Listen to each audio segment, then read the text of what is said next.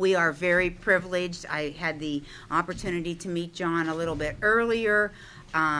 Wonderful, wonderful individual. Read all about him and his bio and his many, many successes.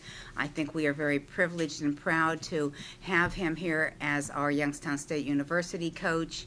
I've told him what a wonderful community we have here, supportive, and truly, truly a great group of individuals who will be here as his colleagues, as his friends, and as his supporters. So again, it is truly my privilege to call John Barnes to the podium, and we welcome him as one of our YSU members of the family. Thank you so much. Come on up, John. You get a photo Oh, okay. I'll trade you. And I give this to him? All right. How wonderful. How wonderful. You want me to hold that Thank for a you. while? Yeah, okay. sure. All right. We'll have him open up with a statement, and you guys can fire away. Well, first of all, I would just like to say how honored and excited I am to be the next head coach at Youngstown State. It's an incredible opportunity for me.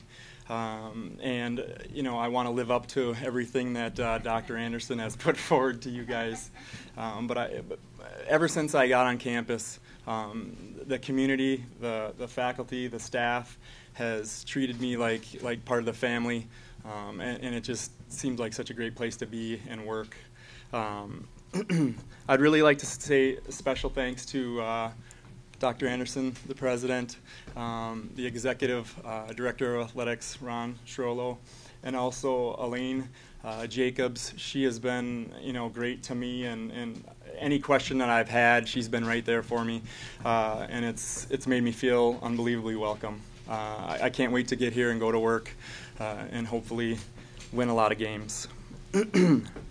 I'd also like to thank my family, my parents. They're no longer with us, but my dad was a teacher and a coach in high school. He loved being involved in that, and the problem was he loved his family more. I have 11 brothers and sisters, so it's just a huge family, and he had to give up the coaching and the teaching to go into the business world where he could make a little more money and support a big family. So he kind of gave up his love and passion to allow his kids to do what they love to do, and that's how I'm here, be able to be here today. So I want to thank them. I have a sister in Toledo, a sister in Columbus, a brother near Frankfort, Ohio, and they're all excited about the change and looking forward to coming to a lot of games this year. I'd like to thank Michigan Tech. Rick Yo was the athletic director at the time. Suzanne Sandregret was also in administration, and they gave me my first opportunity to be a head coach. And without that opportunity, I don't think I would be here today, so I'd like to thank them also. The coaches throughout my career have been instrumental in help creating a passion for learning about the game and coaching, and I'd like to thank all of them. The YSU women's players have been very welcoming, very open, and I'm excited to be able to coach them. You know, being at Green Bay and having to go against them 2 times, I know their passion for the game, their passion to get better every year, and you know, I'm looking forward to working with them in the future. Again, I can't tell you how excited I am. It's just such an opportunity that you know, when it came about, I knew I wanted to work here, and I hope to continue the program in the direction that it's going, and hopefully win some championships while I'm here. I'd like to open the floor up to any questions you guys might have, and we'll go forward from there. Coach, welcome to Youngstown. Now, what do you know about Youngstown State women's basketball and the tradition that's been around here for a long time? Well, I mean, the biggest thing is I know how supportive the community has been in the past, and there was, you know, a little bit of a lull in how good the team was, and Coach Bolden has kind of brought it out of the depths, and I see the passion of the administration, and even in our game coming here, the fan support has grown more and more, and it's just a community that is itching for the women's basketball team to keep climbing and get better. So that's one of the things or reasons why I was attracted to the job, because I know if you continue to win, we're going to have great community support, and it just can go up from there. What do you bring to the program that can get the program to that next step up? I think the biggest thing is experience. With 7 years as a head coach and going to the NCAA tournament, 5 of those 7 years, and also being at the Big Ten level, going to the NCAA tournament there again, going to Green Bay as the associate head coach, going to the NCAA tournament with them.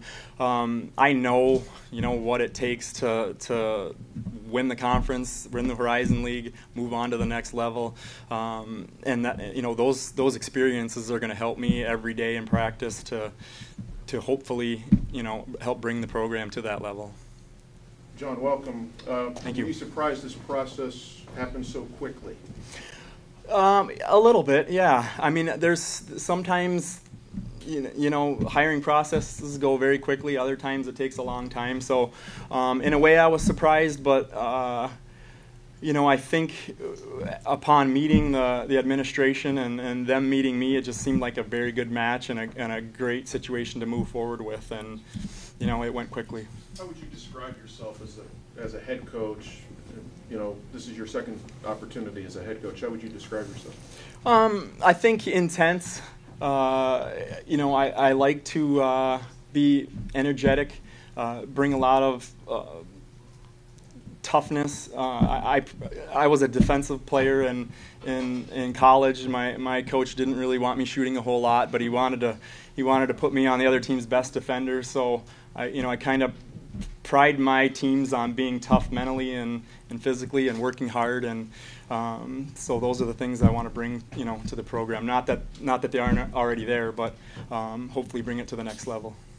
Is this an opportunity you would have pursued 3 years ago? I mean, obviously this job, it seems like it's gotten a lot more attractive since Coach Bolton. It definitely has. I would have looked into it 3 years ago too. I mean, my whole goal has been to coach at the Division I level, and any program in Ohio or around family is attractive, and it's more attractive now, but I would have pursued it back then also. Do you have big shoes to step into, Coach, considering what Coach Bolton was able to do with this program in such a short period of time?